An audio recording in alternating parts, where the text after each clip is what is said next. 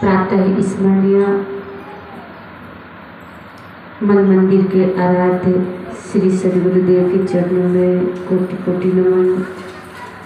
प्रत्यक्ष रूप से विराजमान इलाहाबाद आश्रम से आए परम पूज्य श्री कृपाशरण साहिब जी के चरणों में भी कोटि कोटि नमन।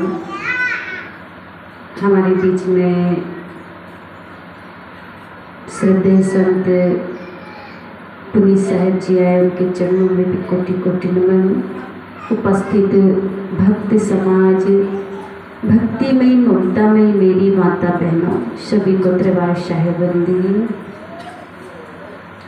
परम सौभाग्य की बात है कि आज हरियाली त्योहार के उपलक्ष्य में 3 दिवसीय सत्संग कार्यक्रम इस ग्राम पसोद के भक्त समाज मिलके और हमारे आदरणीय सम्मानीय नाथू साहब का प्रयास इस गांव में सत्संग की गंगा का थोड़ा सा प्रवाह हो, ताकि जनमानस को सद्ज्ञान मिले, सद्बुद्धि मिले, और सद्बुद्धि मिलेगी तो सद्गति होगी। बहुत आदमी का प्रश्न होता है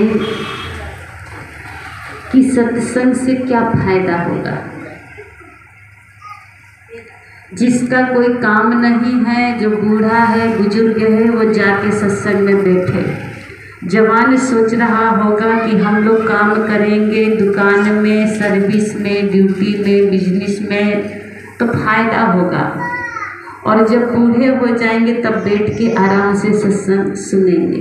इस सत्संग बुढ़ापे में सुनने की चीज़ है, पर जी नहीं, बुढ़ापा में नहीं, सत्संग जवानी में करना चाहिए।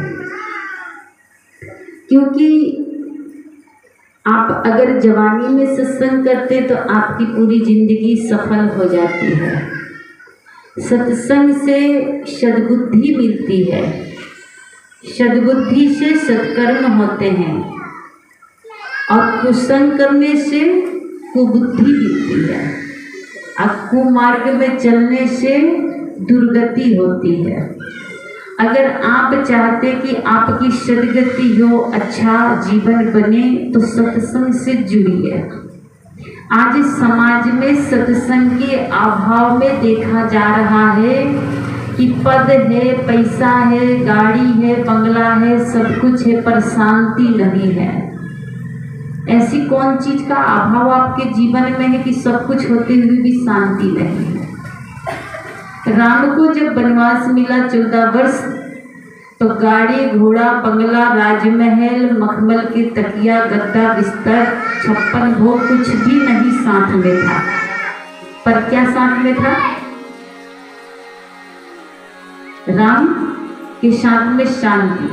शांति का कारण सद्ज्ञान था, सद्बुद्धि थी।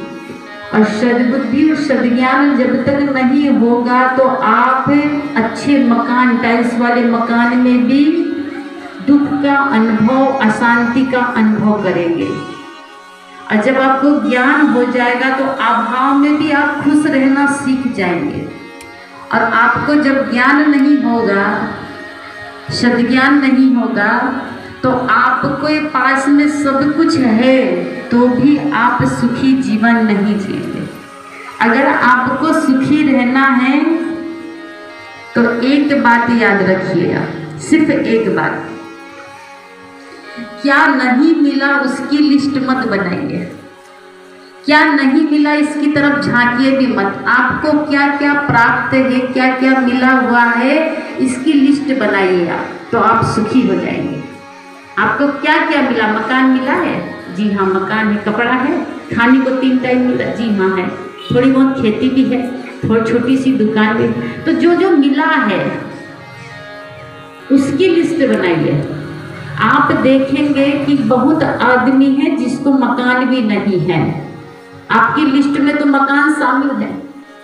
बहुत आदमी दुखी होता है कि बेटा नहीं है, बेटी बेटी है। ऐसे भी संसार में, समाज में लोग हैं जिनको ना बेटा है ना बेटी है। आपको तो कम से कम बेटी है ना। तो जो प्राप्त है वो पर्याप्त है। सुखी रहना है तो जो प्राप्त है आपको उसमें संतुष्ट रहिए। एक आदमी आया, उसने कहा मेरी पत्नी बहुत खराब है, बहुत तेज तर्रार है। क्योंकि कहते हैं पत्नी भी दो प्रकार की होती है, एक होती है धर्म पत्नी और एक होती है गरम पत्नी। किसी किसी की पत्नी बड़ी धर्म पत्नी होती है, पति सत्संगी तो पत्नी भी सत्संगी।